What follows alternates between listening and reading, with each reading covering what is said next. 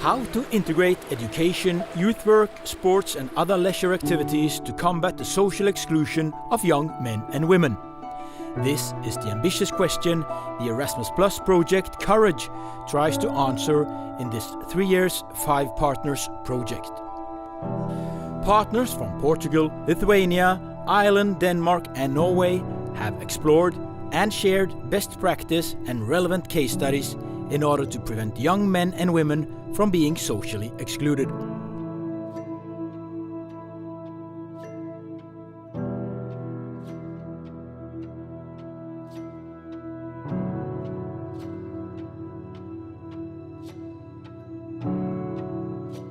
Before I started at Game Workshop, I wasn't sure of what I wanted to do, and I ended up spending a lot of time at home.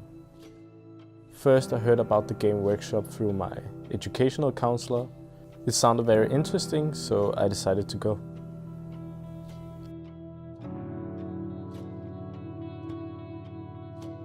The Game Workshop started in 2014 on the background of several years of work with games and special education students.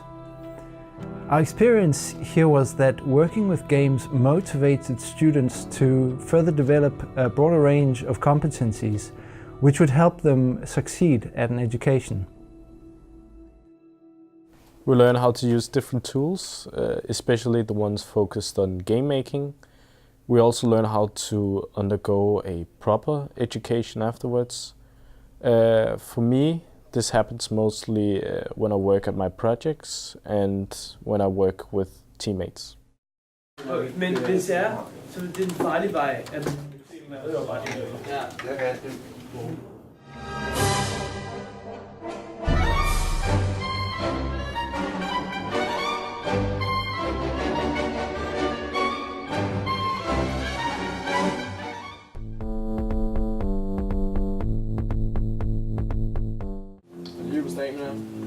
Du har dit liv, og så har du stamina, det er din tid, kan man sige. Okay, sådan er alt som sat manuelt ind, så der er ikke nogen, der bliver spawnet underlige steder, og så du ikke kan komme til under jorden og sådan noget, eller op i træer. I think the main outcome for the participants is that they leave with a sense of clarity about where they're headed. Coming here also gives them time to mature personally and find that there are others who they can share their interest with. I'd say that we've succeeded if their occupation with games, which before reinforced their isolation, becomes their stepping stone towards a future of education and meaningful work.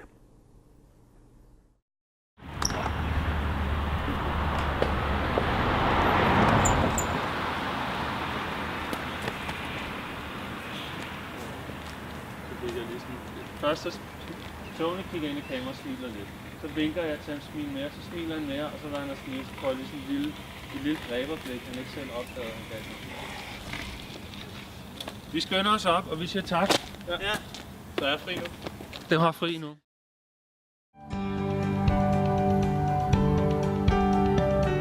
Jaunimo centras garsus savo šokėjais, todėl atvejo analizai mes pasirinkome šokėją Roką, kuris lanko tautinius šokius ir šoka linijinius šokius. Šiandien mes jį matome išdrąsėjusį, išlaisvėjusį. Jis ne tik, kad neatsisakė šokti, kaip bendramžiai iš jo tyčiojosi, dabar jis turi tiek drąsos, kad netgi linijinius šokius šoka su mama.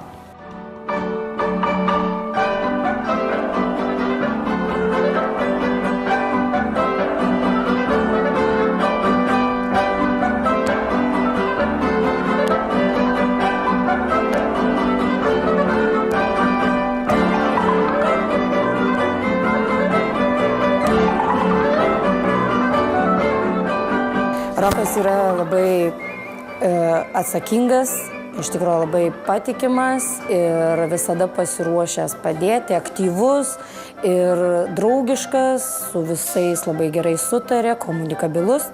Žodžiu, vienas iš geriausių, šoka labai gerai. Greitai ir pagaudo, ir gaudosi situacijoje, ir orientuojasi erdvėje. Labai geras šokėjas.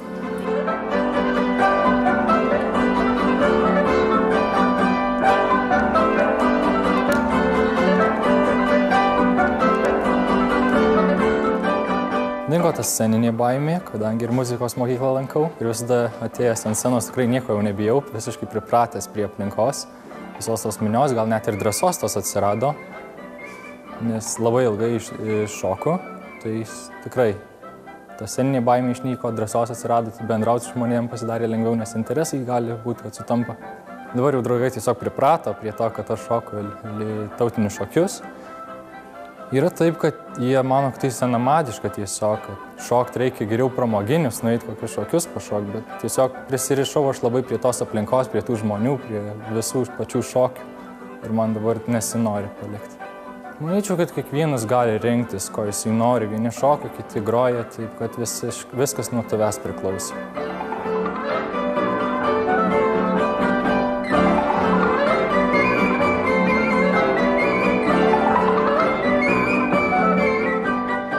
Daug patirties projektinėje veikloje turintis jaunimo centras įpusėjęs Courage projektą džiaugiasi.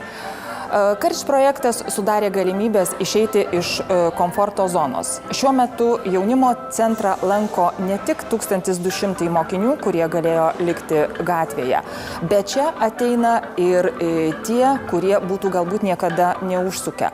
Jaunimo centras pradėjo rengti, išdrįso renginius, kurie ne tuos paprastus tik tai būrelius, bet pradėjo organizuoti įvairius koncertus, spektaklius ir taip sulaukia žmonių, kurie galbūt niekada nebūtų užsukę.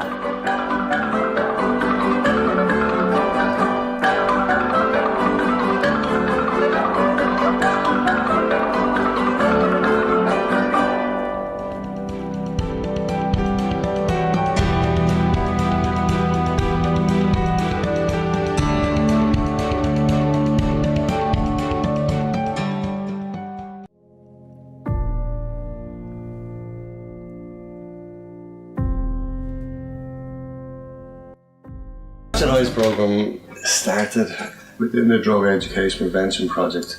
It was about finding a way of coming up with a prevention program. So the prevention programs were based on positive mental health, how to improve young people's mental health, how to work with self-esteem, how to engage young people where they got an opportunity to talk in an honest and open way.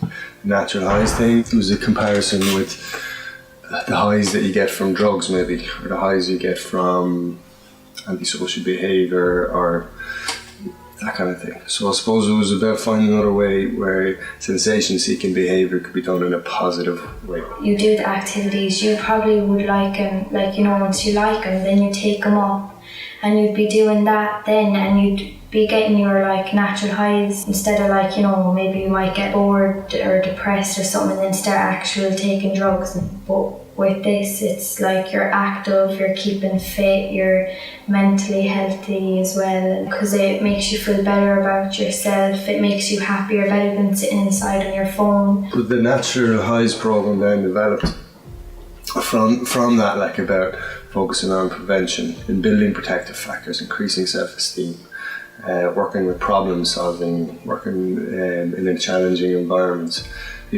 Groups of young people having to work together and having to rely on each other. The classic one being rock climbing, where somebody's got to hold the rope for the other person on the wall. Going back to positive mental health, physical activity, peer support, challenging yourself. There are all kinds of ways of personal development. There are ways of building protective factors against substance misuse and I suppose mental health issues. It would help me to make positive choices for myself. I think it's given me more confidence to do that kind of stuff as well, try things that I haven't done before. It made me want to get out more. That was from the first programs we started to really recognise that young people were more relaxed, that they were actually talking in a less defensive way. It provides a space where you do stuff as a group and you also have opportunities within the day to speak, to get individual support, whether another young person or with one of the youth workers. Good chats in the car and stuff like that helped. It wasn't forced into chatting about that kind of stuff, about drugs and that. It was more relaxed conversation, so you could talk openly about it and not get judged or anything like that. Young people were saying, I'd love to do this or I'd love to do that, but they never got around to doing it. So I suppose it was a case of us providing with the opportunities, with the motivation. A lot of outdoor activities can be quite expensive.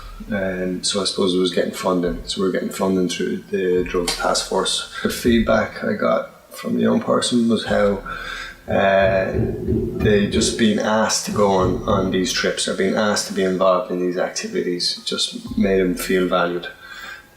So it was actually to be included in something.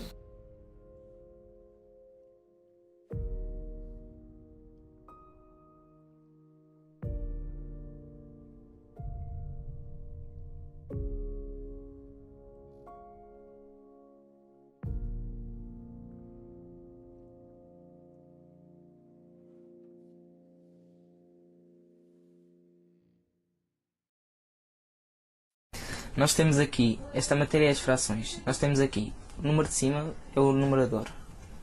Aqui é o denominador. Isto aqui é a mesma coisa, ou seja, é equivalente a teres 1 dividido por 2, ou seja, 1 meio. Este é Leandro Fernandes, um jovem corajoso, sem medo de sonhar, que um dia não deixou passar a oportunidade de agarrar a vida e decidiu mudar. Há 5 anos atrás, a situação era muito diferente. Portava-me mal nas aulas, perturbava os meus colegas e era um facto que estava-me sempre a chamar a atenção, porque além de me prejudicar a mim, prejudicava os meus colegas, também queriam aprender. Gostava de andar na escola, mas era diferente, eu gostava mais de ir aos intervalos e estar com os colegas, não era tanto de ir para a escola para aprender. Eu queria mudar porque pensei e toda a gente me dizia que isso ia trazer benefícios para a minha vida e foi o que aconteceu. Eu assinei o contrato com o projeto e a partir daí foi só melhorar. Ao princípio foi difícil, não foi uma mudança muito rápida, mas com o passar do tempo eu comecei a melhorar o meu comportamento e isso reflete-se nos meus resultados escolares. Também mudei o comportamento em casa e as minhas atitudes, passei a ajudar mais a minha família, fiz tarefas lá em casa e tudo. O Para Ti Se Não Faltares foi um momento de viragem que o fez olhar a vida e o futuro com outros olhos. Eu vou levar tudo, as atitudes, os valores de comportamento, tudo, porque antigamente era diferente, devido ao meu comportamento as pessoas tratavam-me de uma forma, agora se calhar tenho um comportamento melhor, as pessoas tratam-me melhor. A minha vida eu penso que está razoavelmente boa, eu tenho tudo o que quero, só me falta agora tirar a carta e pronto. Dou explicações de matemática, também de outras disciplinas, mas principalmente matemática. Ajudo o meu irmão e outros rapazes que também andam lá na escola e no projeto Para Ti Se Não Faltares. Eu consegui chegar ao 12º ano e agora tenho outro objetivo, eu quero ir para a faculdade, quero ir seguir Direito para ser advogado, montar o meu escritório, também trabalhar para algumas empresas. Um caso de sucesso de uma iniciativa que vai sendo uma referência nacional. O Para Ti Se Não Faltares, ao longo destes 5 anos de trabalho, tem tido também um apoio, quer por parte das escolas onde estamos e quer por parte das famílias de todos os jovens, e no fundo nós somos como que uma muleta que eles quiseram agarrar e aproveitar.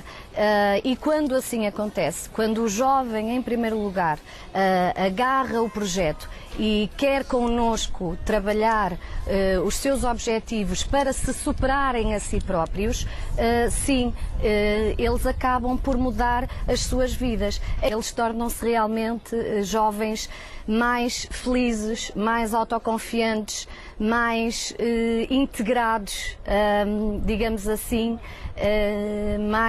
com mais vontade de estar nas atividades, de estar entre amigos, de estar na escola, de valorizar a escola.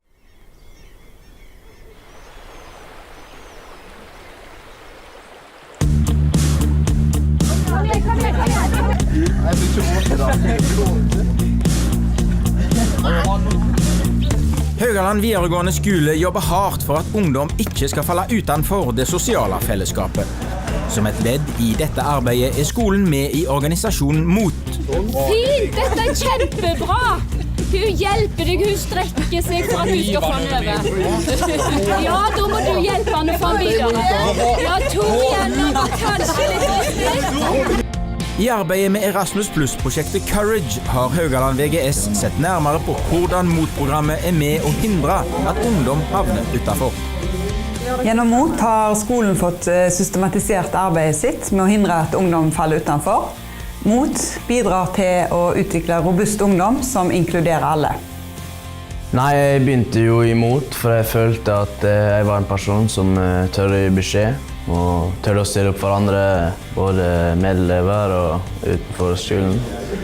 Etter jeg begynte imot, så la jeg jo merke til at det kanskje påvirket en god del av elevene som jeg går i klasse med.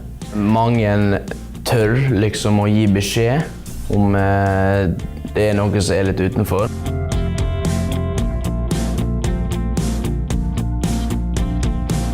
Dere kan være den ene som gjør at dette er en god klasse å gå i for absolutt alle. En trenger ikke å tenke at noen andre fikser det. Vi har alle et ansvar.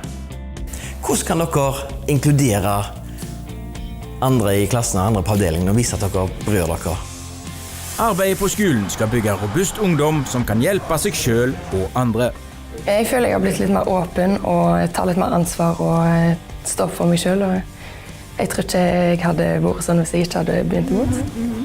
Jeg har verdiene i bakhodet når jeg tar valg, og jeg tenker alltid litt på mot før jeg tar valg. Først og fremst så har mot hjulpet meg til å ta egne valg, som for eksempel at jeg ikke drikker alkohol, men også alltid det i dagliglivet, tenker på verdiene da. Haugaland vil nå øke satsingen på dette viktige arbeidet. Skolens mobbetall har gått ned etter at vi innførte mot, og elevene sier selv at de har lært seg å respektere hverandre på en annen måte og vise at de bryr seg etter at de har hatt motbesøk i klassene. Derfor vil Haugaland videregående utvikle ungdommer som har mot til å leve, mot til å bry seg og mot til å si nei.